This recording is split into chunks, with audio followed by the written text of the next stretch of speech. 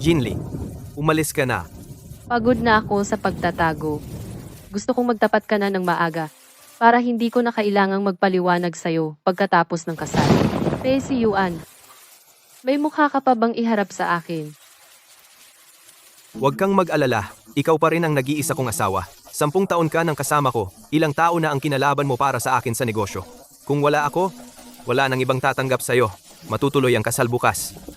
Sa'yo lang ang kasal, at sa kanya ang katibayan ng kasal. Kuya, hindi kaya totoong ayaw na niyang pakasal?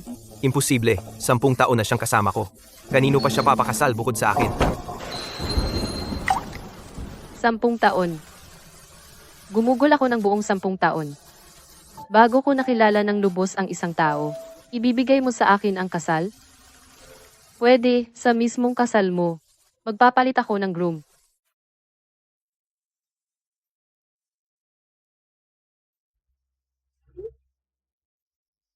Pupunta ako. Suot ang kasal na binayaran mo. Habang nakakapit sa kamay ng iba.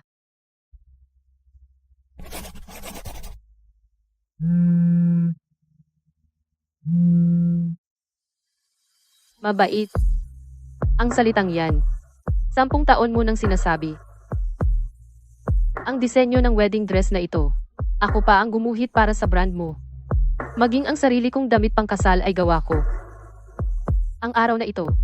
Magiging isang araw na hindi makakalimutan ng kahit na sino man. Miss Su, ikakasal ka na.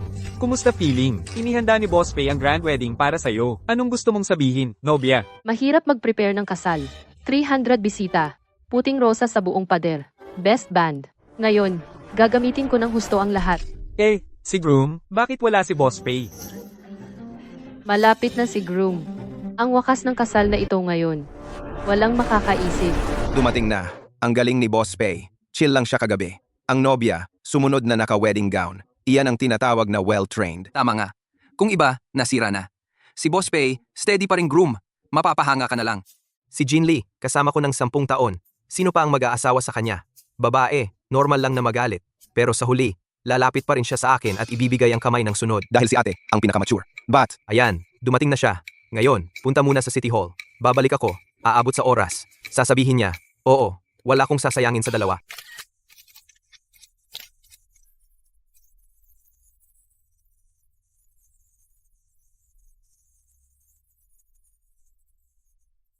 Bakit? Di ba sinabi kong tumawag ka mamaya? Kuya si Yuan, aalis na ako ngayong hapon. Naka-schedule na akong ikasal sa loob ng 10 minuto. Pumunta ka naman sa civil registry. Gusto ko munang makuha ang marriage certificate para mapapanatag ako. 10 minuto? Ang bilis naman. sino yan? Ang lambing ng usapan. Si Linwan, gusto munang ikasal bago umalis. Ang lambing, wala akong magawa. Puno na ang mga bisita sa kasal. Anong nagmamadali? Pupunta muna ako sa civil registry. 10 minuto lang yan. Walang makakaalam. Halika, picturean mo kami, para may souvenir.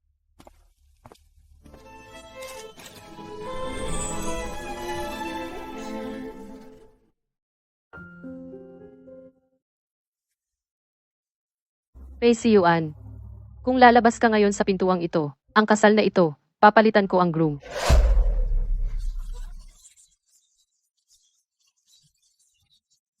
Palit ng groom? Jinli, anong ginagawa mo? Sa harap ng maraming tao, bigyan mo naman ako ng respeto. Iya, sa 10 taon, binigyan mo ba ako ng respeto? Subukan mong lumabas ngayon. Gusto mo ng gulo?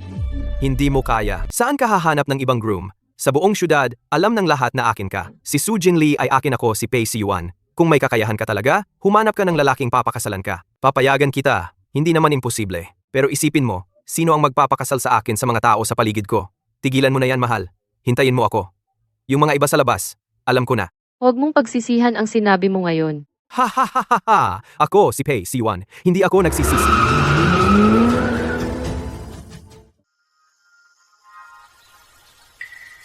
Sige, kunin mo na ang certificate. Ang kasal na ito na nagkakahalaga ng milyon, sasaluhin ko na. Ate, may emergency si Kuya Pei. Aalis lang siya. Babalik agad. Pumasok ka na muna. Umupo ka. Oo, si Kuya Pei alam niya ang ginagawa niya. Hindi kanya hahayaang mapahiya. Hihintayin ko siya.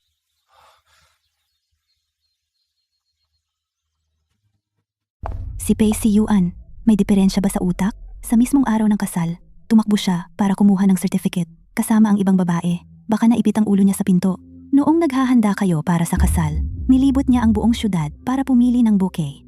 Noong sumusubok ka ng wedding gown, mas mapula pa ang kanyang mga mata kaysa sayo. Naiinggit ako. Sana all na lang. Sino bang mag-aakalang gagawin niya ito? Jinli, huwag ka nang maghintay. Umalis ka sa London para sa kanya. Bumalik ka dito. Galit na galit ang mga magulang mo. Alam mo ba? Noon, ano lang ba si Pei Si Yuan? Nilibot mo ang 12 na syudad para sa kanya? Napagod ka hanggang sa maospital, pero hindi ka tumigil. Kung hindi mo siya tinulungan sa investment, makakamit ba niya ang kanyang kinatatayuan ngayon? Tapos bigla siyang nakipagrelasyon sa anak ng investor. Panahon na para mabuhay ka para sa sarili mo. Salamat sa pagpunta mo sa bahay ng mga magulang ko ngayon. Pagkatapos ng kasal, babalik ako. Talo sa sugal, dapat tanggapin. Anong talo ang sinasabi mo? Ang dapat matalo ay siya.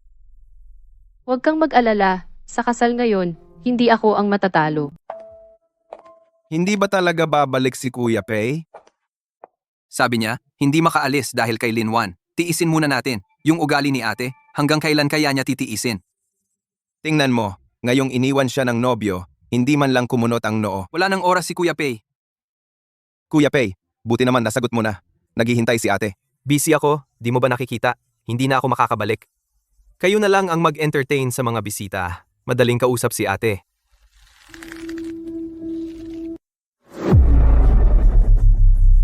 Ate, bakit nandito ka?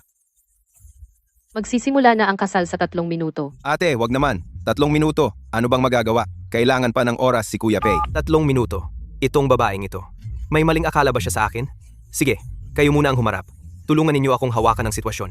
Pagkatapos ko dito, pupunta ako. Ate, ilang taon na. Mahal ka naman ni Kuya Pei. Lalaki lang, minsan nagkakamali. Sa red carpet mamaya, dahan-dahan ka lang. Kami sa likod, susuportahan ka namin. Oo, sabi ni Kuya Pei. Pagkatapos niya, pupunta siya. Magpakita ka lang sa seremonya. Akala niya, magsusuot ako ng wedding gown. Mag-isa akong lalakad sa red carpet. Tatayo sa harap ng pari. Harap sa walang laman na pwesto ng nobyo. Ngiting sasabihin ang oo. Iyon ang script na inihanda niya para sa akin. Ate, ano pong sabi ninyo? Sabi ko, hindi ko nagagampanan ang script na ito. Aalis ka talaga? Sabi mo sasamahan mo ako buong araw. Kaya lang ako pumayag na i-delay ang kasal. Dapat umalis. 3 minuto lang binigay niya. Kung di ako pumunta ngayon, alam mo naman ugali niya. Anong ugali? Di ba lagi mong sabi siya ang pinakamabait at masunurin? Mabait naman siya. Pero iba ngayon. Ako ang nangako sa kanya ng grand wedding. Dapat maganda ang eksena.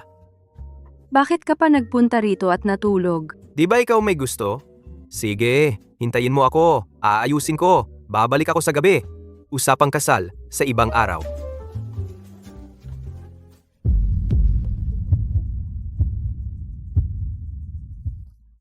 Sino yang katabi ng nobya mo? Anong nangyayari?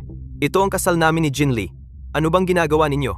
Bakit nyo pinapasok ang ibang lalaki sa red carpet? Malaki ang impluensya ni Kuya Pei. Hindi man lang siya hinarang ng guard. Na-realize ko lang din. Tingnan mo yung second video na sinend ko.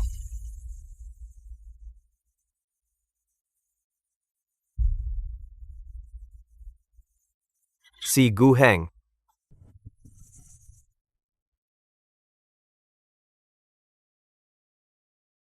Hindi naman ako sakim. Kasal o hindi, wala akong pakialam. Sertipiko lang, okay na. Mahirap maghanda ng kasal. Puno ng bulaklak ang pader. Buong banda, 300 bisita, at may Michelin 3-star dinner. Bakit hindi gamitin? Pero ikaw, Mr. Gu, ang husay mong magsalita, pero kanina mo pa pinarada ang kotse sa likod na iskinita. Nakaredy ang high-end gown sa kotse. Pati ang oras ng pagpapalit. Sinukat mo. At yun ang sinasabi mong walang pakialam. Libreng kasal, sasamahan kitang umarte. Pero yung sinabi mo kanina, may interest yon.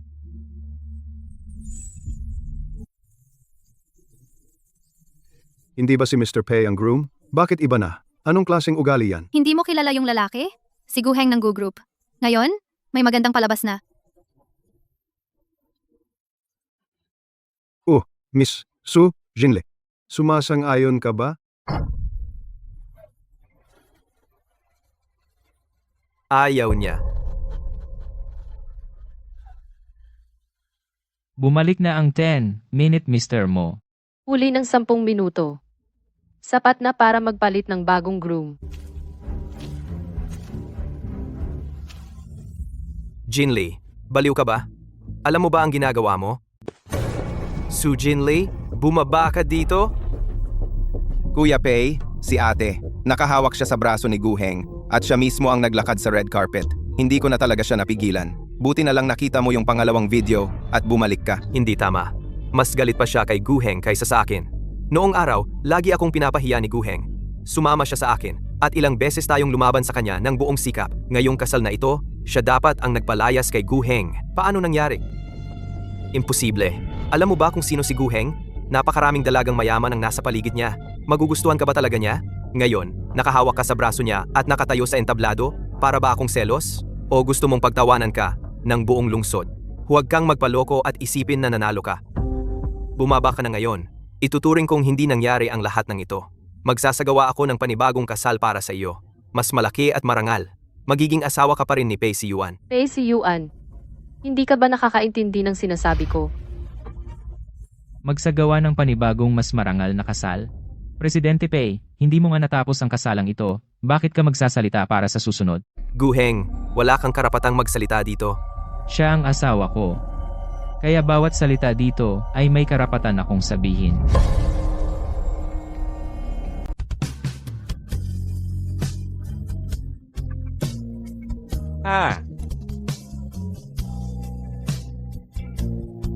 Su Hinli.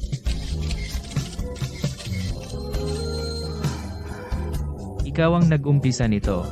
Sa pagkakataong ito, hindi na kita bibitawan. Kailan ko sinabing bitawan mo ako? Ang hindi ko nangahas makuha 10 taon na ang nakalipas. Ngayon, ako na ang kukuha nito. Hindi pagkuha iyon. Naipon ko ng 10 taon. At ibabalik sa iyo. Sabi ko, may interes ang nangyari ngayon. Ngayon. Paalisin si Mr. Pei. Guheng, pangahas ka. Kasal ko ito. Inihanda ko ito sa Trebuan. Anong karapatan mo? Kasal mo. Pei, hindi ba nagmamadali ka sa civil registry? Wala na ang pwesto mo dito. Hinli, magsisisi ka. Hintayin mo ako. Ganda.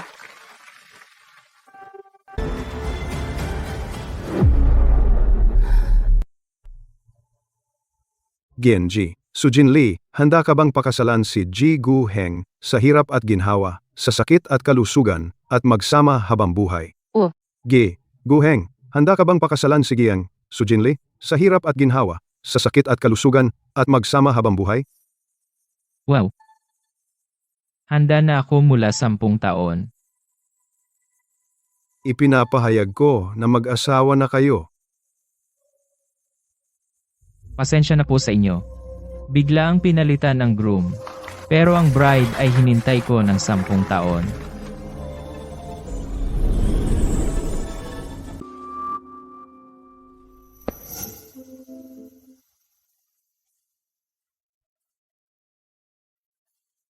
Disenyong ito.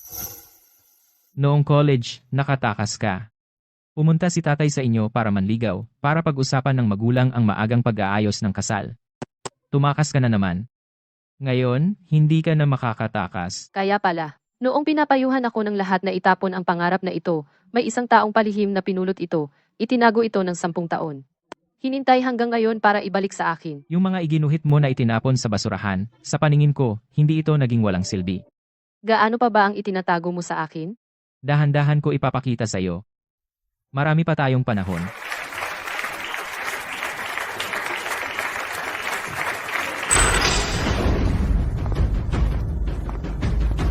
Sujin Lee, huwag kang magyabang maaga. Siya yan pumasok ng iligal sa kasal ko. Inagaw ang nobya ko. Nanggugulo. Pakiusap, dalhin ninyo siya agad. Ang kasalang ito ay ako, si Pei Siyuan, ang naghanda. Mga bulaklak, venue, handaan, imbitasyon. Bawat piso ay galing sa akin. Kayong lahat dito ay saksi. Ma'am, totoo ba ang sinabi ni Mr. Pei? Ang kasalang ito ay para sa akin at sa asawa ko. Wala itong problema. Sino po ang asawa ninyo? Siya si Guheng. Ito ang kontrata ng venue. Resibo ng mga bulaklak. Kasunduan sa serbisyo ng handaan. Lahat ng dokumento ay ako ang pumirma. Su Jin Lee. Si Mr. Pei ay tumulong lang sa pagbabantay ng setup. Ang kasalang ito, mula simula hanggang dulo, ako mismo ang naghanda para sa sarili ko. Sujin Lee, wala ka bang konsensya? Si Kuya Pei, ilang gabi ang inubos niya para sa kasalang ito? Ngayon sasabihin mo na ito ay kasal mo at ng ibang lalaki? Ano ang tingin mo sa kanya? Libreng planner? Si Kuya P ay nagbigay ng lahat para sa iyo, tapos gagamitin mo ang kanyang pagsisikap. Napakasama mo. Bago kayo pumapanig sa iba, mas mabuting alamin muna ninyo kung sino ang talagang naagrabyado. Ito ang record ng lahat ng bayad sa nakaraang 3 buwan. Tingnan ninyong mabuti kung kaninong pangalan ang nasa bawat bayad. Oo, naging gago ako nitong mga nakaraang araw, pero nasa puso kita lagi. Alam mo naman kung anong klaseng tao si Gu Heng. Nakuha ko ang Yunjin Project, kaya galit siya sa akin. Ang kabutihan niya sa iyo. Ay para lang gamitin ka, para maghiganti sa akin. Pei si Yuan. Huli na. Sir Pei Mei, kumpleto silang patunay na sarili nilang paghahanda ang kasal, walang illegal na pagpasok o pagsira sa seremonya. Sabi ninyo po na ang babaeng ito ay sa inyo. Kung maaari pong itanong, may kasal na ba kayo? May engagement contract ba? Kung wala po ang mga iyon, bakit ninyo po masasabi na sa inyo siya? Sapat na ba ito? 10 taon kaming magkasama. Ang mga litratong ito, ang mga chat na ito, hindi pa ba sapat para patunayan na akin siya? Sir, ang mga litrato po ay nagpapatunay na magkakilala kayo. Hindi ito sapat para patunayan ang kasal. Pei si Yuan, tingnan mong mabuti. Kasal na kami ni Gu Heng. Ikaw? Kailan mo pa? Kasal ka na? Sir, legal ang kasal nila. Bago tumawag ng pulis, alamin muna ang totoo. Kung hindi, aabuso kayo sa resources, okay? Malamig ang kamay. Inihanda mo na iyang sertipiko. Hindi lang iyon ang inihanda ko. Jin Lee, mula nang magdesisyon akong pumunta sa kasal mo, bawat hakbang, pagkatapos noon, naisip ko na ang daan para sa'yo. Bakit ikaw? 10 taon naman tayong magkaaway. Ano naman kung magkaaway? Ang magkaaway ay pwedeng ang pinakanais ng mabuti para sa'yo na tao sa mundo. Sa totoo lang, mas nauna pa ang kwento natin kay Pei si Yuan. Mas maaga ng todo. Inamin mo na sa wakas. Ano naman kung inamin? 10 taon na, saka ko lang lumingon at nakita ng malinaw. Ang unang taong naging mabuti sa akin ay laging nakatayo sa lugar na hindi ko nakikita.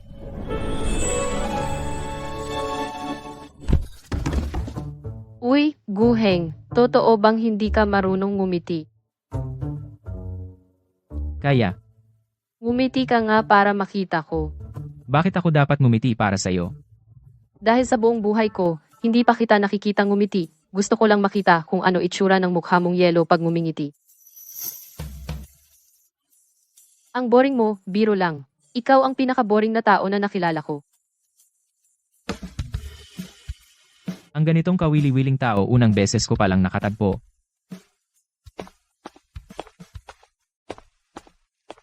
Jinle. Sinadya ko yun noong araw na iyon. Anong araw? Noong araw na bumangga ka sa akin, pwede naman akong umiwas. Pero hindi ko ginawa. Noon, akala ko sinabi mo lang yon dahil sa galit. Pagkalipas ng maraming taon, saka ko lang nalaman na totoo yung sinadya mo. Marami akong sinabing kasinungalingan pero yung isa, yun ang totoo. Bakit hindi mo sinabi sa akin ng mas maaga? Kung sinabi ko sa'yo, lalo ka lang lalayo. May mga salita na kailangang hintayin hanggang handa kang makinig bago ko masabi. Pinapunta ka sa Banshan Shuyuan upang matuto kang mamahala ng negosyo ng pamilya, hindi para mag-drawing ng mga walang kwentang bagay.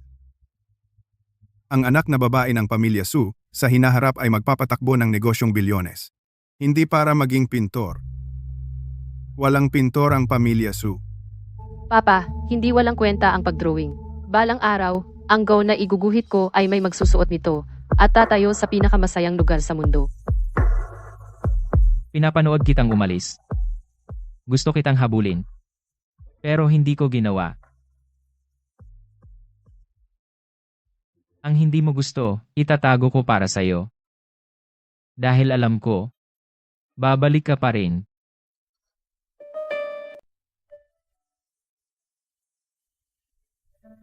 Noong taong iyon, lumipat ako sa Haicheng para mag-aral.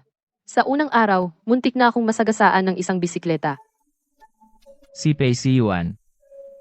Noong panahong iyon, hindi pa bumagsak ang pamilya Pei. Isang binata na may magandang ngiti, masigla at may kumpiyansa. Kumpara sa mga estudyante sa Banshan Academy, yung mga walang siglang supling ng mayayaman, ibang-iba siya. Hi, sorry. Ikaw yung bagong transfer student, di ba? Sama kita sa building.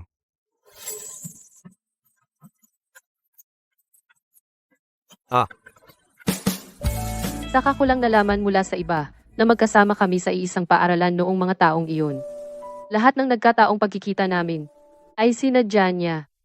Hindi ko man lang napansin.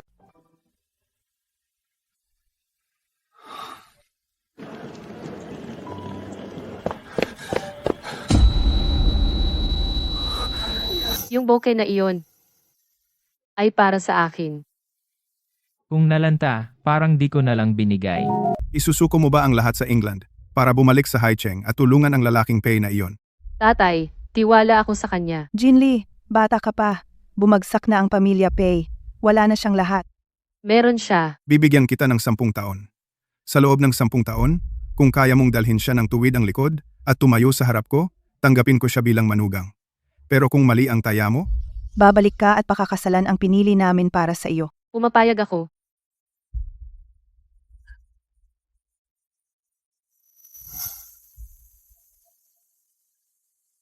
Bumalik na ako. Magsisimula tayong muli. Wala na akong lahat.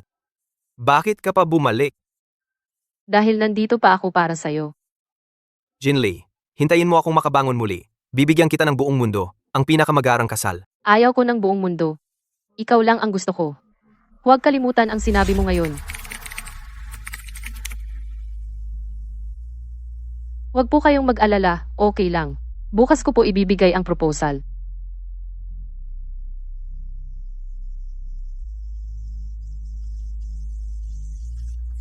Konti na lang, magiging maayos ang lahat. Ang nanalo sa Phase 1 ng Yunjin Project ay si Yuan Brand.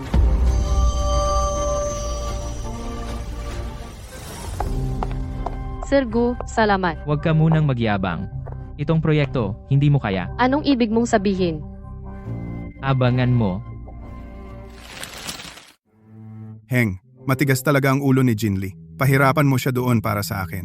Huwag mong hayaan na masyadong madali. Pero may limitasyon. Huwag mo siyang itulak sa wala. Tito, puot siya sa akin. Puot sa'yo, kaysa sa mapahamak kay Pei na unti-unting masira ay mas mabuti. Hindi siya magbabago hanggat hindi siya natamaan. Kung gayon, para sa'yo. Ako na ang pader. Kaya nitong 10 taon, lagi mo akong pinipigilan, hindi dahil sa puot, ay dahil sa sinabi ng tatay ko. Kalahati ay dahil sa bilin ng tatay mo, kalahati ay dahil sa aking pansarili. Para malaman mo ng maaga ang totoo kay Pei Yuan at magbago ka ng maaga. Pero pwede mo naman akong sabihan ng diretsyo. Kung sasabihin ko, maniniwala ka ba? Noon, sa iyong paningin siya lang ang nakikita mo. Itong 10 taon, sinamahan mo ako, nagpanggap ka ng isang buong dula.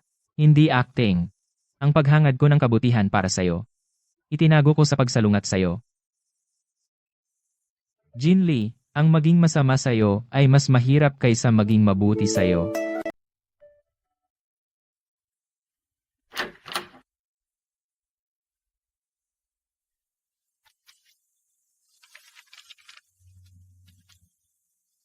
Ang itsura ng singsing na ito. Binago ko ito ng 10 taon.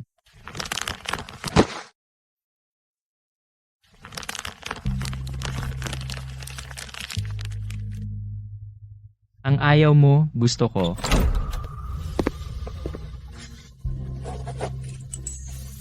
Isang araw, ako ang magsusuot nito sa iyong kamay.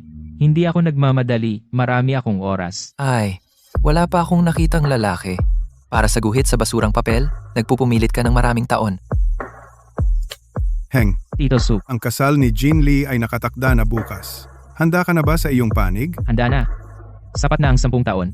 Dumating na ang 10 taon. Kung hanggang bukas, hindi pa rin siya nagigising kung ayaw niya. Nasa kanya na ang kanyang kapalaran. Jinli, 10 taon na, gising na.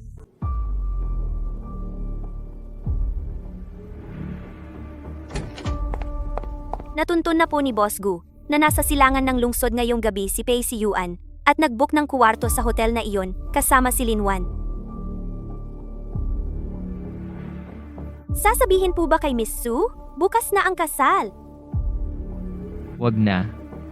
Makakita siya mismo. Pero paano kung hindi niya makita? Kung hindi niya matuklasan bago ang kasal, ibig sabihin hindi pa siya handa. 10 taon na akong naghintay. Kaya ko pang maghintay ng isang gabi. Boss Gu, Kung gagawin po ninyo ito, paano kung malaman ni Miss Su na kayo ang nagbigay ng impormasyon sa kanya? Baka kamuhian po niya kayo. Pero mas gugustuhin ko pang kamuhian ako niya at lumabas ng may malinaw na isip kaysa tumawa siya ng mangmang habang buhay.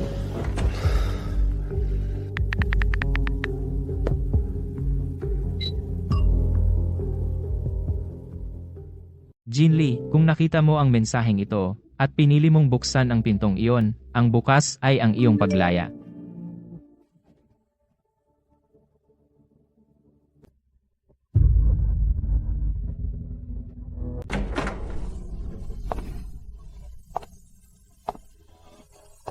Sige. Buti naman at nakabalik ka. Pa. Pumayat ka. 10 taon. Naghirap ka. Ma, okay lang ako. 3 taon naming inihanda ang Yunjin Project. Sasabihin ko, huwag kang magalit. Ang totoo, pinanood ka naming mag-asawa na naghirap sa 10 taon. Sadyang naglagay kami ng pain. Ang bid ni Pei si Yuan. Pagkapasok, nanalo agad. Nitong 10 taon, tahimik lang kaming nanood. Pinanood ka naming tumulong sa kanya mula sa wala, tumakbo ng proyekto, makipag-negotiate at humarap sa risk. Sa wakas, inaamin ko na bukod sa pagiging matigas ang ulo mo, may likas kang talento sa negosyo. Kaya mong humarap sa problema. Matapang magdesisyon at may paninindigan. Kaya kahit nasa manugang na iyon, kahit hindi ko siya gusto, tinanggap ko na rin. Pero sa kasal, may ganitong eksena. Ang proyektong iyon ay dapat na regalo ko para sa tunay kong manugang. Walang swerte ang batang Pei. Manugang, interesado ka ba? Ang asawa ko ang masusunod. Sige. Sa harapan ng mga magulang, nagkatinginan kayo. Jinli, pwede ko sa inyong dalawa ibigay ang Yunjin Project. Pero mauuna ang masamang salita. Hindi ito ang dote ko para sa iyo. Ito ay bagay na kailangan mong kitain para sa iyong sarili. Kung hindi mo gagawin ang tama, babawiin ko. Tatay, huwag kayong mag-alala. Hindi lang tatapusin ang project na ito. Gagawa rin ako ng sarili kong bagay. Sasamahan kita. Pwede kang sumama? Pero ngayon, siya ang bida, hindi ikaw. Alam ko. 10 taon siyang naging supporting role para sa iba. Oras na para siya ang maging bida. Sir Gu, kumpleto na ang handover ng Yunjin Project at ang partnership sa C1 brand ay opisyal nang natapos dahil sa kontrata. Yung investment mula sa pamilya Su, ayon sa usapan, ay na-withdraw na lahat. Lahat ng proseso ay sumusunod sa batas at regulasyon. Walang makitang mali. Dati, para makita ko siya ng isang beses pa, alam ko pa ring magtimpi. Yung sinabi ng biyenan ko noon, na pinahirapan at pinilit ko siya. Sa mga taong ito, nasa gitna ako at laging pinipigilan ang sarili. Ngayon, wala na akong kailangang isaalang-alang. Ang dapat sa merkado, ibalik sa merkado. Ang dapat sa patakaran, ibalik sa patakaran. Kuya Pei, tigil na sa pag-inom. Nagtatampo lang siya. Mawawala rin yan sa ilang araw. Oo. 10 taon nang kasama mo ang asawa mo. Paano niya basta-basta bibitawan? Imposible. Kahit magbago ang isip niya, hindi maaring si Guheng iyon. Anong ginagawa mo dito? Bakit biglang nag-withdraw ang tatay mo ng investment? Yung napag-usapan nating dagdag na investment, nasaan? Nasaan ang pera? Hindi ko rin alam. Ayaw sabihin sa akin ng tatay ko ang kahit ano. Sinabi lang niya na lumayo ako sa iyo. Ewan? Pamilya Su at Lin, ano bang sumapi sa inyo? Kuya Pei, baka subukan mong lumapit kay Guheng, kahit naman pareho kayong nasa iisang industriya. Humingi sa kanya? Ako ang kumuha ng project niya noon. At ako ang pumadyak sa kanya sa harap ng lahat para umangat. Anong mukha ang gagamitin ko para humingi? Paano na kaya? Hindi na kaya. Abangan ninyo. Hindi natatagal ang C1 brand ngayong buwan.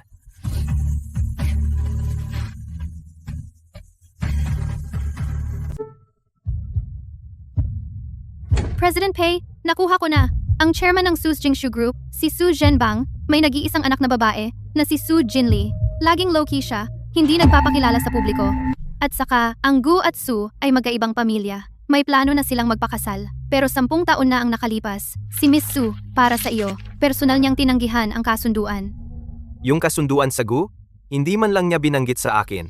Miss Su, sa 10 taon na ito, inihanda na niya ang lahat ng daan para sa iyo. Pero hindi mo alam kung ano ang isinakripisyo niya para sa iyo. Su's Jingshu ang nangunguna sa tela sa Asia. Ngayon alam ko na kung bakit siya makapangyarihan sa industriya. Kung bakit ako naging pinakasikat na bagong yaman sa Haicheng. Yung biyenan kong negosyante na hindi ko pinansin, siya pala ang may kontrol sa kalahati ng industriya. Kung uuwi lang siya at magpakumbaba, magkakaroon siya ng lahat. Pero para sa akin, nakipagsapalaran siya sa pamilya niya sa loob ng 10 taon. At ako, ano ba ang ginawa ko sa kanya? Jinli, hayaan mo akong makita ka. Pakiusap. Isang beses lang. Mr. Pei, hindi tumatanggap ng bisita si Miss. Mangyaring umalis na kayo. Nakikiusap ako. Alam kong mali ako. Sobrang alam kong mali ako. Ganito lang kayo, lalo lang mahihirapan si Miss. Malakas ang ulan, baka magkasakit kayo. Jinli. Noon, ikaw ang lumapit sa akin. Ngayon, ako naman ang lalapit sa iyo. Bakit huli na ang lahat? Ma'am, nakaluhod pa si Mr. Pei sa labas. Wag. Ang ganda mo kapag matigas ang puso mo. 10 taon ang ginugol ko para matutong maging malambot ang puso sa isang tao at isang araw. Para matutong maging matigas ang puso sa iisang tao. Ang mahinang puso ay sakit na dapat gamutin. Ma'am, ito ang iniwan ni Mr. Pei. Tapon. Teka.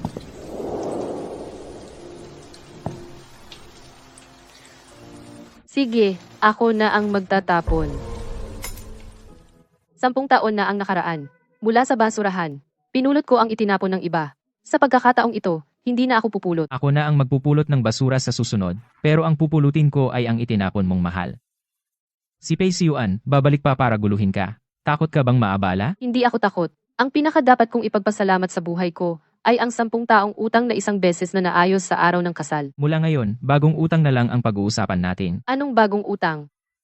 Utang mo sa akin ang isang natitirang buhay na diretsyo. Bayaran mo ng dahan-dahan. Tanggap ko itong utang.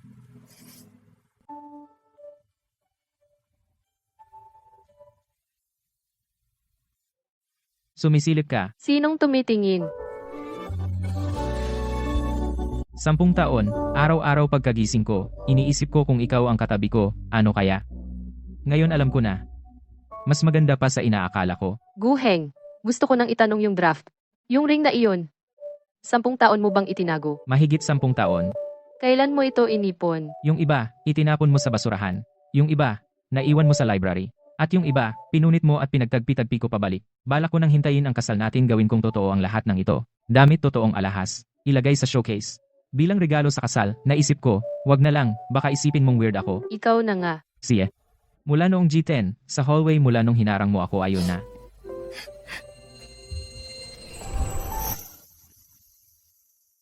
Guheng, gusto ko nang magpinta muli. Si. Gusto kong gumawa ng sarili kong bridal collection. Hindi para kanino man, para lang doon pangarap na itinapon ng tatay ko sa basura. Yung ring, ang unang likha ng pangarap na ito. Yung natitira, sabay nating gawin nating isa-isa deal.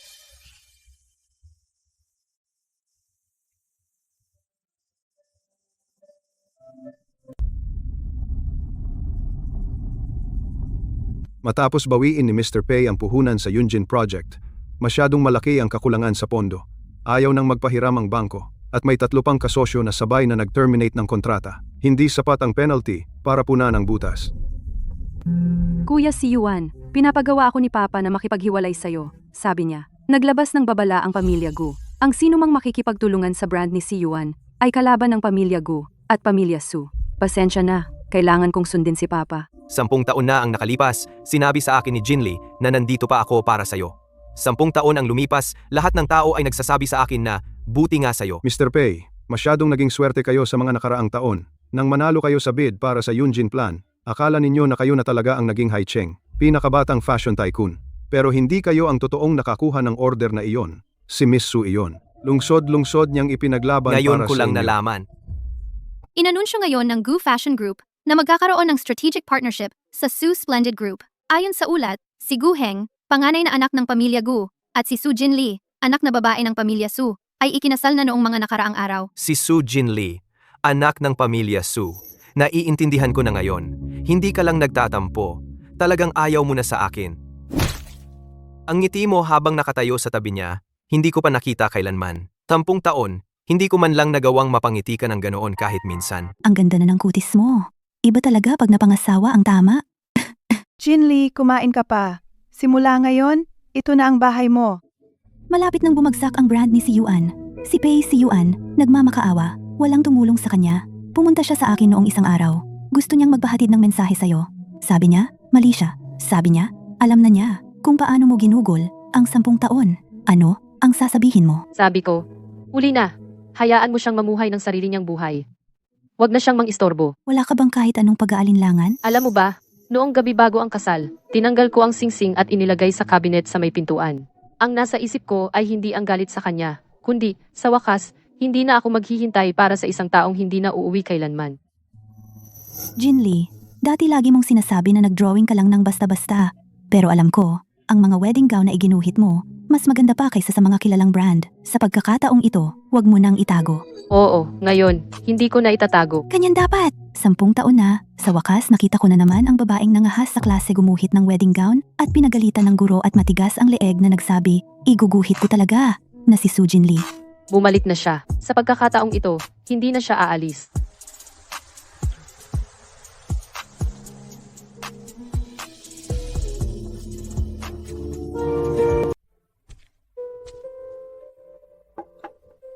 Tapos ka na ba? Malapit na. Gusto kitang tanungin. Paano mo natagalan ang 10 taon? Hindi naman gaano. Trabaho lang. Kain lang. Pero tuwing may nakikita akong kawili-wili, naiisip ko kung magugustuhan niya. Naiisip ko rin kung bakit siya magagalit sa kabilang side. Tuwing may nadidiscover akong magandang lugar, naiisip ko kung dadalhin ko siya, hindi ko na malayan, 10 taon na. Sa totoo lang.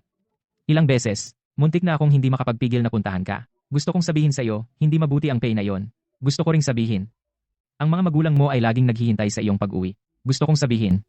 Ako, Ano? miss na miss kita. Mula nung umalis ka sa Banshan Shuyuan, ay miss na kita.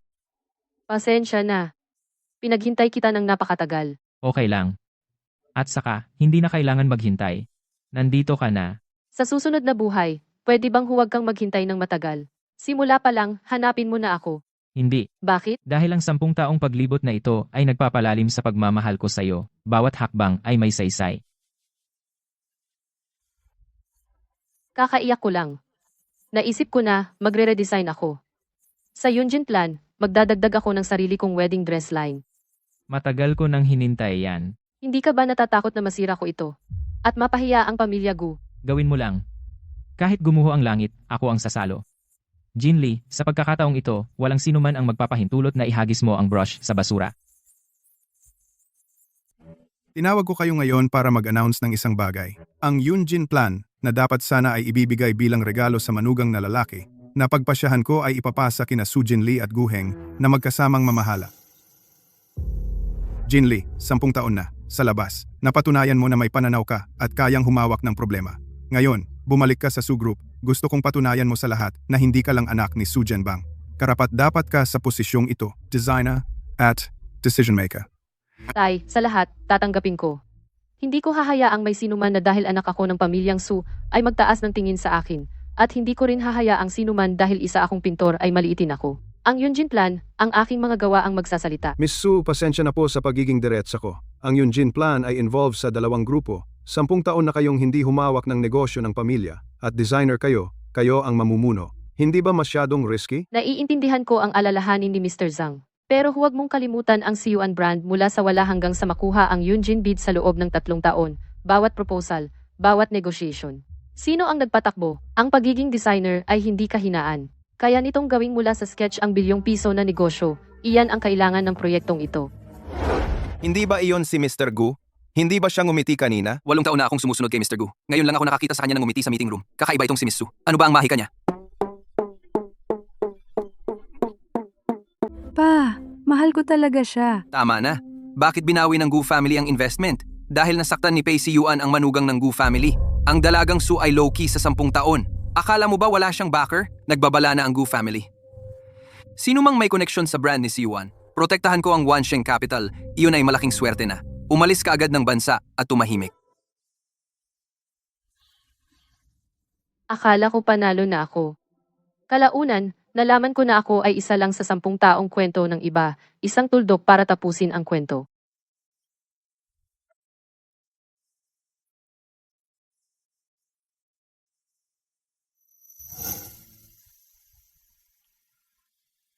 Ate, hindi. Miss Su, pwede umupo?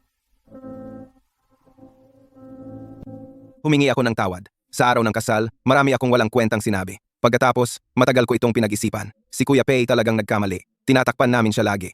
Ang totoo, sinaktan namin siya. At sinaktan ka rin. Noong isang araw, lasing siya, sabi niya. Sa 10 taon, ikaw ang nag-iisa sa pinakamahirap niyang panahon na hindi siya iniwan. Sinabi niya, huli na. At saka, Kuya, kinasal na sila. At may kasal na. Hindi ikaw ang nobyo. Umiyak siya. Sa maraming taon, ngayon ko lang siya nakitang umiyak. Duan Bin, umuwi ka na. Sabihin mo sa kanya, hindi na ako babalik, at hindi na siya maghintay. At huwag mo na akong tawaging ate. Mrs. Gu na ako ngayon. 10 taon, akala namin hindi siya aalis. Hanggang sa umalis siya, saka namin naunawaan, hindi siya hindi aalis. Naghihintay lang siya ng dahilan para mawalan na siya ng pag-asa.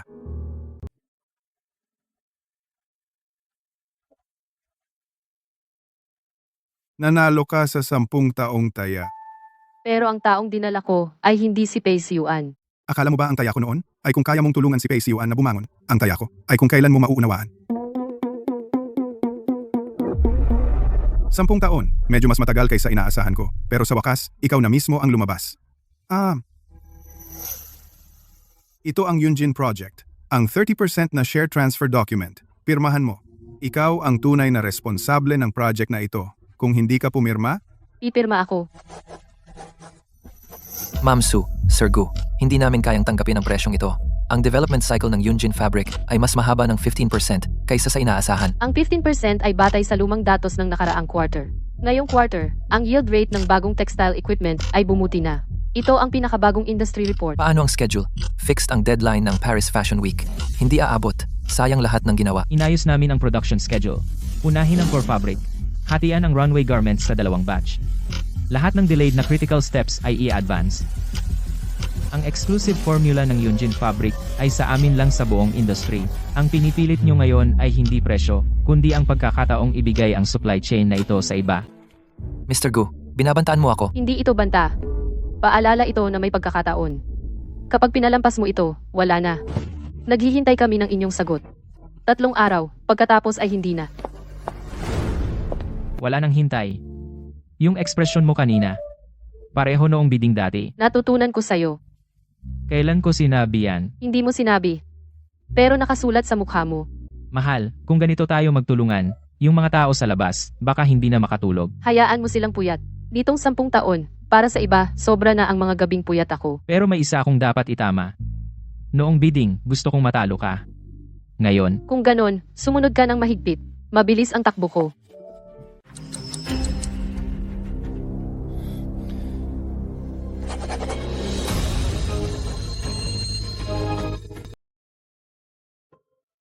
Jinli, ano ba si Guheng sa bahay? Anong itsura? Yung cute na contrast ng ugali niya. Sa labas, isa siyang tusong matandang soro. Sa bahay, isa siyang tamad na baboy.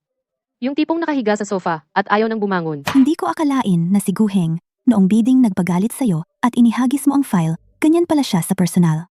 Hindi ko rin akalain. Hulaan mo kung sino ang bumisita sa akin kahapon?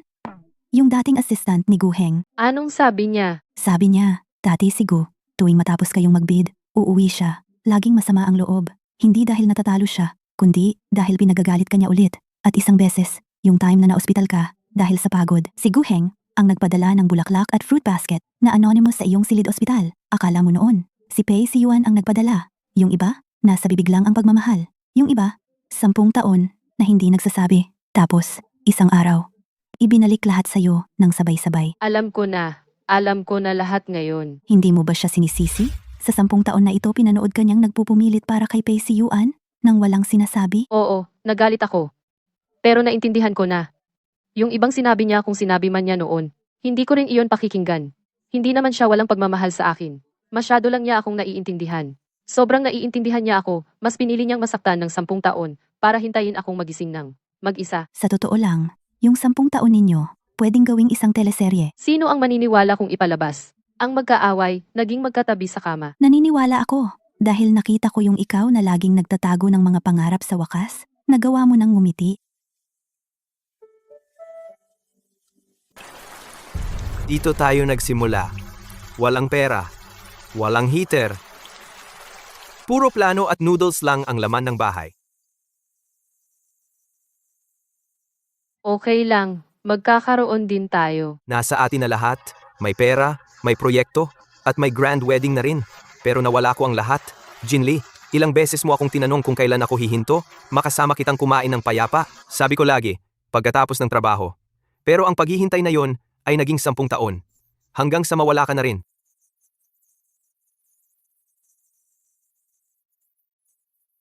Nakita ko siya ngayon, sabi niya hindi na babalik. Sabi niya, huwag ka nang maghintay.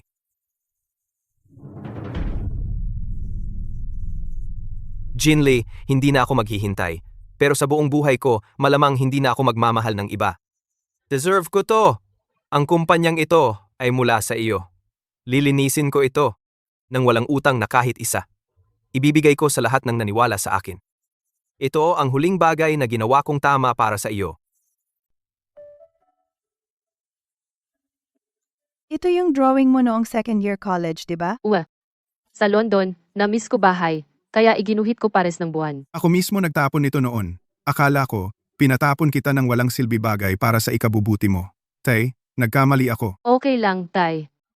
May kumuha nito para sa akin. Sa mga nagdaang taon, sobrang mayabang ako. Iniisip ko, dapat ang anak ng Sue ay mag-manage ng negosyo. Pero nakalimutan kong tanungin kung ano ang gusto mo. Gusto ko pareho ngayon. Kaya kong patakbuhin negosyo. At gagawin ko pangarap ko. Tay, hindi magkasalungat ito. Oo, makitid isip ko. Kaya pala ang drawing mo na ito ay hindi walang kwentang bagay. Ako hindi nakakita ng halaga. Pangarap niya, hindi ko nasalo ni minsan. Siya, sumalo ng 10 taon.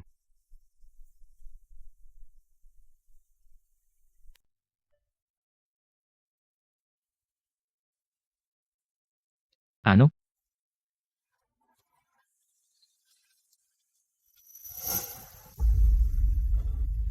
Kailan pa? Kakatest lang. Jinli. Salamat. Yung lalaking matigas sa negotiation table. Ngayon yakap ako at umiiyak na parang bata. Talaga? Talaga, buntis si Jinli. Saan ka pupunta? Titingnan ko ang puno ng granada. Dapat putulin na. Gumuhit tayo ng disenyo ng kwarto ng bata. Ngayon na? Hindi pa nga alam kung lalaki o babae. Kahit lalaki o babae, kailangan may pader sa kwarto para gumuhit siya. Bakit? Dahil sa bahay na ito, walang sinuman magtatapon ng drawing ng bata sa basurahan. Bakit ka umiiyak? Mula ngayon, drawing ang pinakamahalaga sa bahay. Mas mahalaga sa negosyo. Mas mahalaga sa pera. Anong klaseng chairman ka? Inuuna ang drawing kaysa pera. Sa iba hindi, pero sa atin, kaya. Ika, 6 na linggo. Ngayon, first morning sickness ni Jinli. Namumutla na siya pero sabi niya okay lang. Bumaba ako at binili lahat ng gamot sa botika, lahat ng anti-nausea. Akala ng tindero, reseller ako. Ika, 8 na linggo. Unang narinig ang tibok ng puso ni baby. Boom boom boom. Parang tren na maliit. Umiiyak si Jinli. Muntik na rin ako. Pero ako ang tatay. Kailangan ko pigilan. Ika, 12 na linggo. Nagsimulang antukin si Jinli. Nakakatulog, kahit kakakain lang. Kinuha ko siya mula sa mesa at dinala sa kama. Hindi siya nagising sa buong oras. Umupo ako sa tabi ng kama. At tinitigan siya ng 1 oras. Ang hitsura niya kapag natutulog. Parang noong high school. Nahuli mo ako. Guheng. Ang daya mo talaga. Bakit naman ako daya? Parang dahil sa ginagawa mo. Yung 10 taon na utang ko sa iyo hindi ko na mabayaran. Huwag mo nang bayaran. Next life, dahan-dahan. Sa next life, makikilala mo pa ba ako? Makikilala. Kahit magtago ka sa pinakamalalim ng karamihan, makikilala kita agad. Ang mga mata kong naghanap sa iyo sa 2 buhay, hindi magkakamali. Naisip ko na ang palayaw ng bata. Anong tawag? Nian at pangalan mong bigay ay magkapareho. Niyan. Alaala ng mga liko na pinagdaanan natin at araw na hindi na tayo maghihiwalay. Niyan, naghihintay sina mom at dad. Sa pagkakataong ito, walang mahuhuli.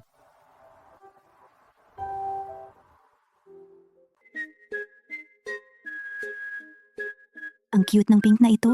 Bilhin natin ito. Paano kung lalaki? Pink na lang ang isuot.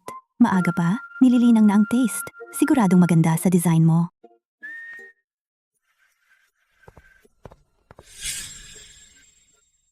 Jinli, may sasabihin ako. Di ko alam kung dapat.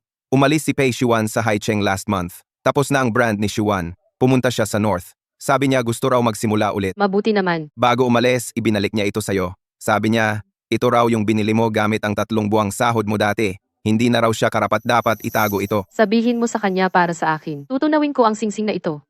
Gagawin kong ibang bagay. Anong gagawin? Hindi ko pa alam. Baka isang brooch. Baka isang pendant.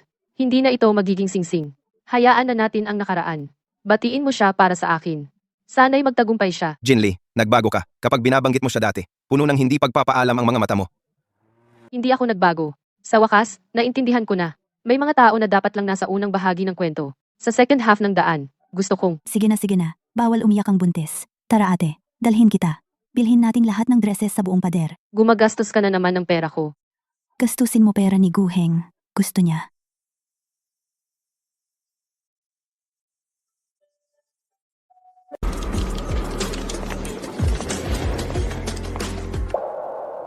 Kinakabahan ka? 10 taon na. Ito ang unang beses bilang designer na si Sujin Lee na tumatayo rito. Hindi ka nag-iisa. Ngayon, makikita ka ng buong mundo.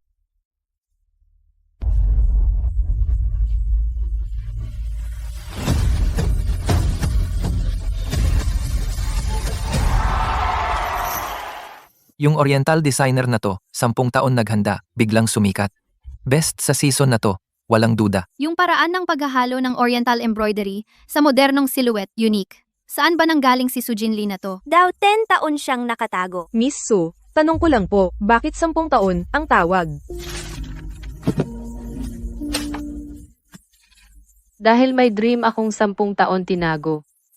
At dahil may taong nagbantay nito para sa akin ng 10 taon. Miss Su, ano ang plano sa susunod na serye? Gusto kong gumawa ng seryeng di pa huli. Para sabihin sa lahat ng dati tinanggihan at naantala. Basta tamang daan sa huli. Kahit kailan magsimula, di huli.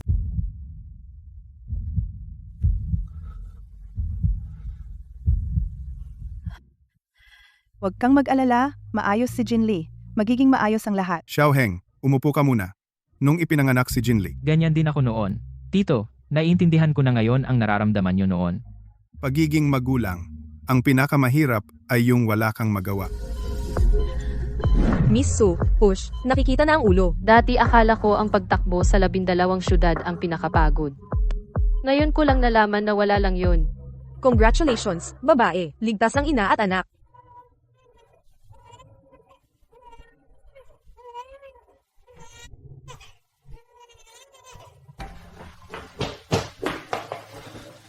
Hindi na ako magpapaanak. Hindi na talaga. Hindi mo pa nakikita ang anak. Tingnan muna ang anak. Marami pang oras para makita. Kanina, muntik na akong mamatay sa takot. Akala ko nakita ko na lahat ng itsura niya. Tuso, mapagmahal, dominante, mahina. Hanggang sa... Ngayon ko lang nalaman ang tunay na pagmamahal ng isang lalaki. Lumuhod sa harap mo. Mas takot siyang mawala ka kaysa sa iyo. Alam mo ba, bawat minutong hindi bumukas ang pinto. Iniisip ko, kung isa lang ang pwedeng mabuhay, mas gugustuhin kong wala ng anak. Basta ikaw. Ligtas ka. Kalokohan. Tayo tatlo, walang pwedeng mawala. Naisip mo na ba ang pangalan? Gunian. Niyan? Tungkol saan? Yung 10 taon na halos hindi natin naranasan. Si Gunyan na nga.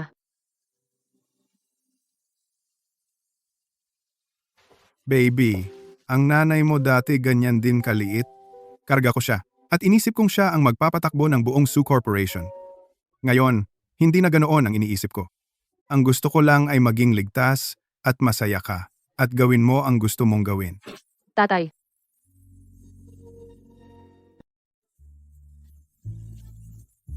Ang mga mata at kilay, kamukha ni Jinli noong bata. Ang ilong naman, kamukha ni Guheng. Guheng, noong high school tayo, bakit hindi ka naman nagkukusang magsalita sa akin? Dahil kapag nagsalita ako, hindi ko na maitatago ang nararamdaman ko. Pagkatapos noon, bakit hindi mo rin sinabi noong nasa England tayo? Dahil sinabi mong si Pei Xuan lang ang mahal mo. Wala yon. Sa huli ikaw pa rin ang akin. Ang laki ng pag-ikot natin. Sulit naman. Bawat hakbang ay mas lalo kang nakatali sa buhay ko. Dati akala ko ang pag-ibig ay parang gamugamong lumalapit sa apoy. Ay walang takot na isugal ang sarili. Nang maglaon, nalaman ko na, ang tunay na pag-ibig ay may taong, kapag naliligaw ka, ay laging may ilaw na naghihintay sa'yo pa uwi. Iiwan kong bukas ang ilaw. Ang bahay ay para sa'yo, lagi.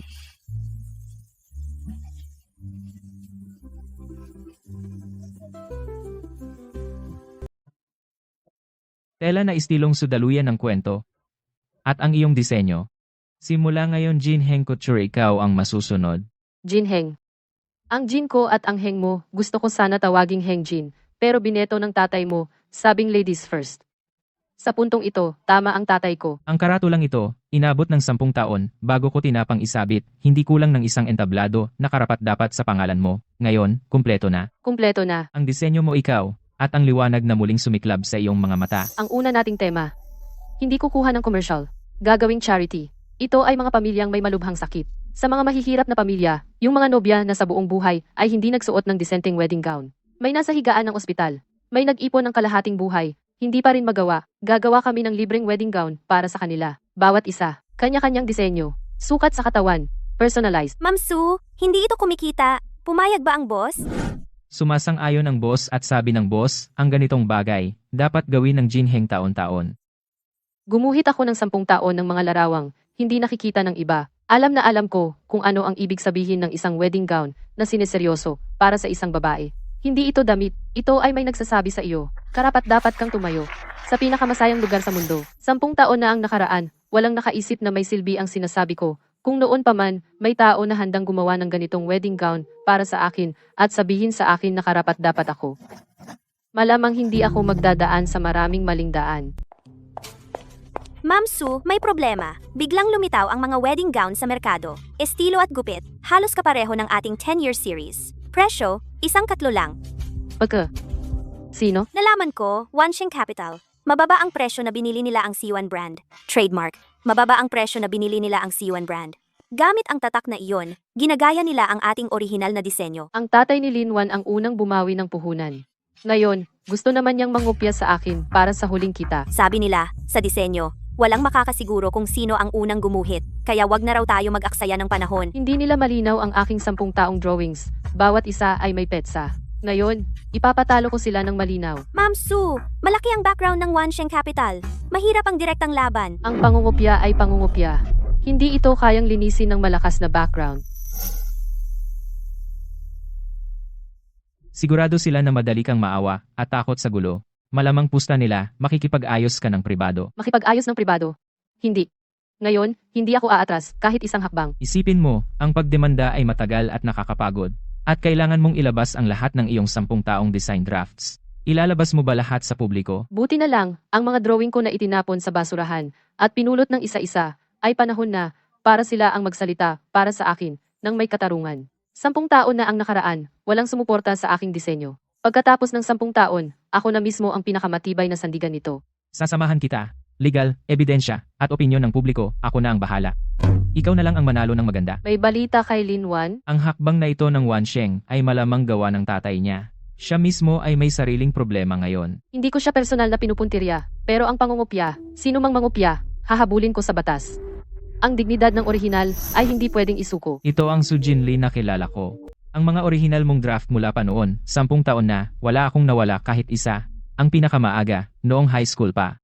Ito ang pinakamagandang ebidensya. Ang oras ng bawat isa ay mas nauna pa sa mga peking produkto ng Wansheng. Miss Sue, ang inyong mga design draft ay hindi lang may orihinal na draft. Mayroon din itong mga naunang copyright registration records. Kumpleto ang ebidensyang chain. Maaari kaming magsampa ng kaso sa korte para sa paglabag at magreklamo sa asosasyon, ang tatong sagaba, ng industriya para ipaalis ang mga produkto. Hindi ako maglaktad ng kahit isang hakbang sa legal na proseso. Gusto ko makita ng lahat kung sino talaga ang orihinal na gumawa. Malakas ang ebidensya, malaki ang tsansa. At huwag manira. Huwag mag-iskandalo, mag-fact lang. Hayaan ang resulta magsalita. Takot? Wansheng ang kalaban. 10 taon na ang nakaraan. Hindi man lang ako nagkaroon ng lakas na magsalita para sa aking pangarap. Ngayon, may ebidensya ako, may team, at nandito ka. Ano ang dapat kong katakutan?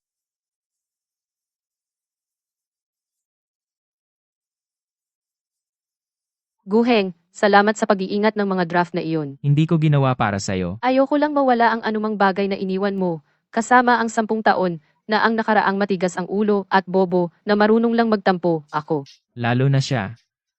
Kung hindi niya ako hinarang sa hallway noon, baka hindi ko matutunan ang ibig sabihin ng gusto sa buong buhay ko. Magkatulad ang estilo ng disenyo, normal lang iyan sa fashion industry. Iilan lang naman ang silhouette ng wedding gown. Bakit ninyo sinasabing nangongopya kami? Ebidensya. Ebidensya. Dinala ko.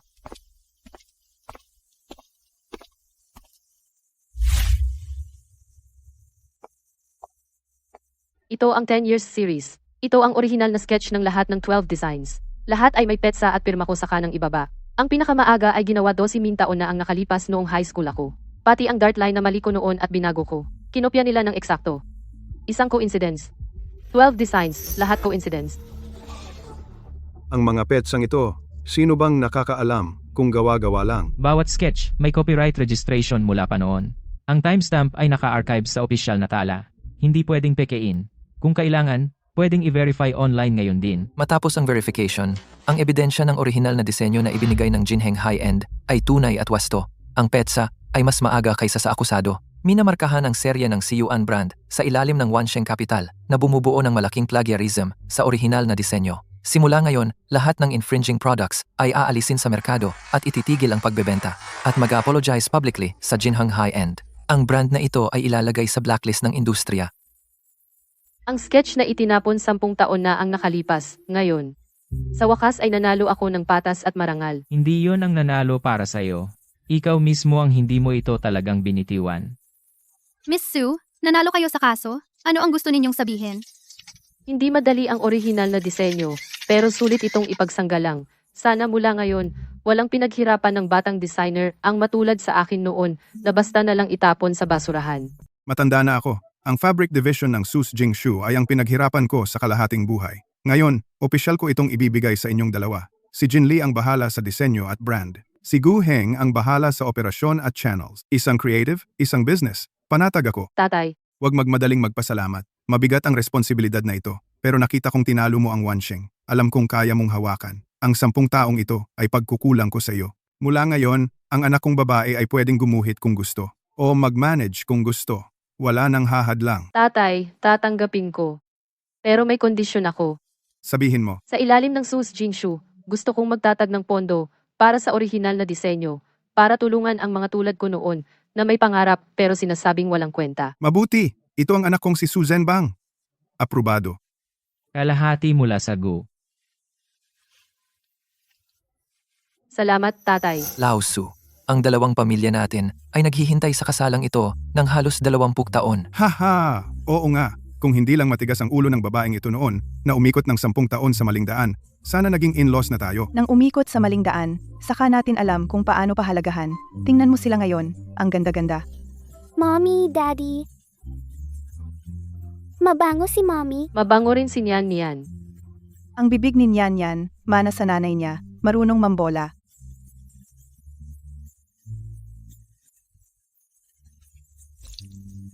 Umikot ng 10 taon. Sulit. Xiao Pei, ang galing ng gawa mo. Walang katulad sa bayan. Sa boses mo, parang hindi ka taga rito. Dati, ilang taon akong nagtrabaho sa Timog. Nang maglaon, naliwanagan ako. Imbes na habulin ang mga walang kabuluhan, mas mabuti pang gawing maayos ang isang damit.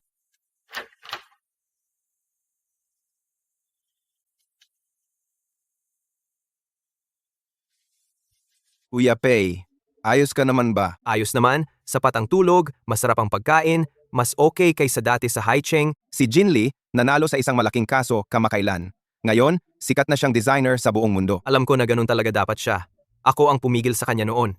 Duan Bin, kung makita mo pa siya, sabihin mo na, nagpapasalamat ako sa 10 taong iyon at paumanhin sa 10 taong iyon. Hindi ko hinihingi ang tawad niya at hindi ko na siya guguluhin. Magiging seryoso ako at gagawin kong maganda ang aking buhay. Sabihin mo sa kanya, para sa akin. Ang nakaraan, matagal ko nang binitawan. Hindi na kailangan ng pasasalamat. At hindi na rin kailangan ng paumanhin. Sana ay maging tapat siya at ang kanyang kinabukasan ay kanyang pinaghirapan. Sana maging maayos ang bawat isa. Iyon ang pinakamagandang paraan para sa 10 taon. Anong iginuguhit mo? Isang wedding gown para sa sarili ko. Yung hindi mo nasuot ng maayos 10 taon na ang nakaraan. Ngayon, ako na ang nasa tabi mo. Hindi ba't nandito ka na?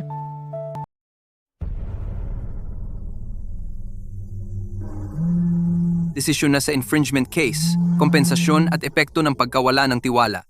Umatras na lahat ng partner. Wan Sheng, hindi na maililigtas. Tatay, sorry. Dati, ako ang nagpumilit na guluhin si Pei Siyuan at si Su Jinli. Hindi lahat kasalanan mo. Ako ang masyadong sakim.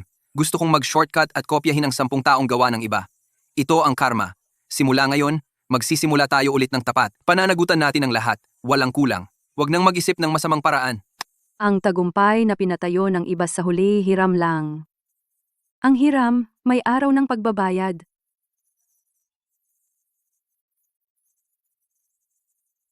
Akala ko dati, ang mga nakuha sa agaw at shortcut ay panalo. Pero si Su Jinli, sa loob ng 10 taon, ay nagpakita sa akin na ang tunay na bagay na matatag ay galing sa sariling pagsisikap, bawat butil. Ako ay isang bantas lang sa kwento ng iba, at siya ang may akda ng kanyang sariling buhay.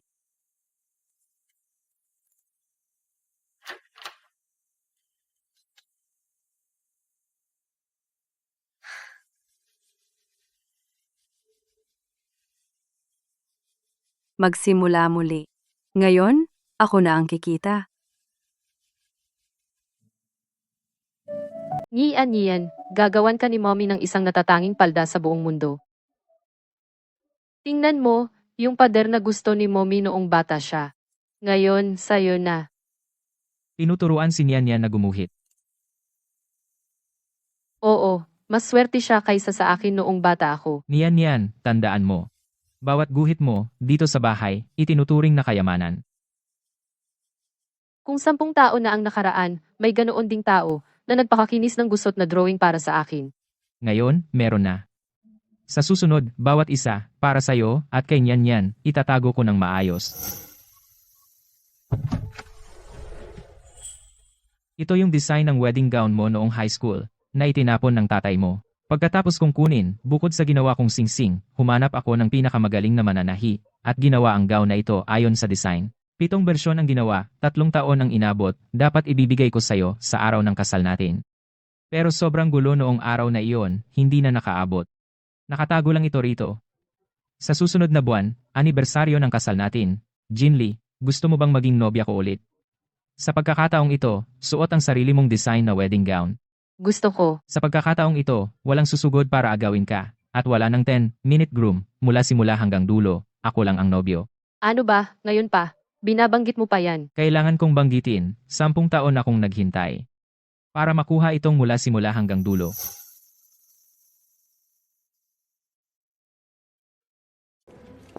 Sampung taon na ang nakaraan, sa library sa London, sinabi mo sa akin, ang galing ng timing.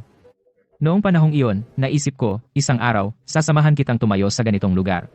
Nakatayo na tayo. Hindi lang tayo nakatayo ngayon, ang nasa gitna ng entablado ay pangalan mo. Hindi ko man lang kayang ipakita sa iba ang kahit isang design draft. Akala ko, sa buhay ko, magiging asawa lang ako ng isang tao. Pero sa iyong kalooban, hindi ka talaga kontento. Hinintay ko ang araw na ito, na muli mong hawakan ang iyong panulat.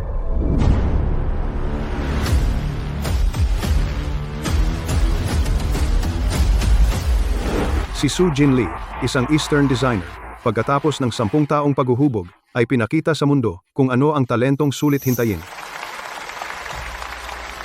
Miss Su, ang hindi huli series na ito ang magiging pinakamalaking dark horse ngayong taon.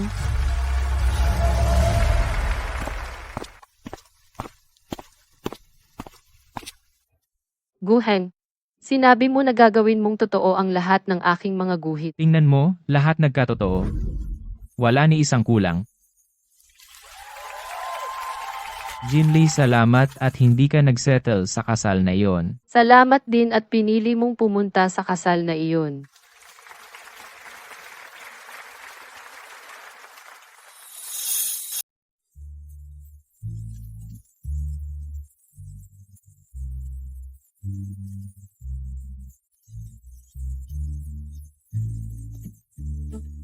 Jinli, 10 taon na ang nakalipas. Si tatay mismo ang nagtapon ng pangarap mo sa basurahan.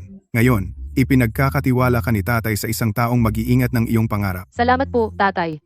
Sa wakas, naintindihan niyo ako. Mula ngayon, nasa iyo na siya. 10 taon na, si Jinli natin, sa wakas, ay nasuot na ang sarili niyang dinisenyong damit pangkasal. Ito ang dapat na itsura ng anak ko.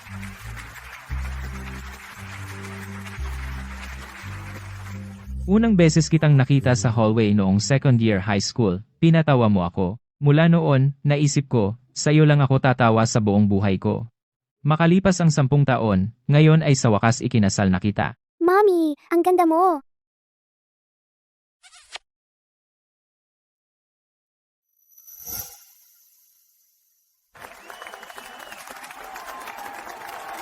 Ang tunay na kaligayahan ay hindi kung sino ang pinakasalan mo, kundi ang sa wakas ay naging ang gusto mong maging, at ikaw ay nasa dulo ng daang ito, naghihintay sa akin. Hindi ako ang naghihintay sa iyo sa dulo, kundi pareho tayong nagsimula sa iisang simula, nagdaan sa iba't ibang daan, at sa wakas ay nagkasama. At pagkatapos, Mula ngayon, iisang daan, hawak kita, hawak mo si Nenyan. Walang paghihiwalay, kahit isang hakbang. Ha ha ha ha.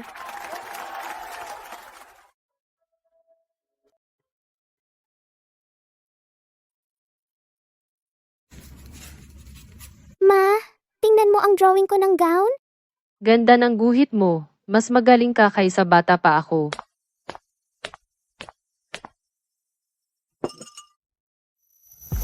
Guhay, kung hindi kita hinarang sa hallway noon, kung hindi kita pinatawa, ano kaya tayo ngayon? Walang kung. Hinarang mo ako, napangiti, saka. Kaya nagkaroon ng buhay ito ang 10 taon ko mula nang makilala kita ay nagsimula at bawat 10 taon susunod. Mommy, Daddy, tingnan nyo. Ito ang bahay natin.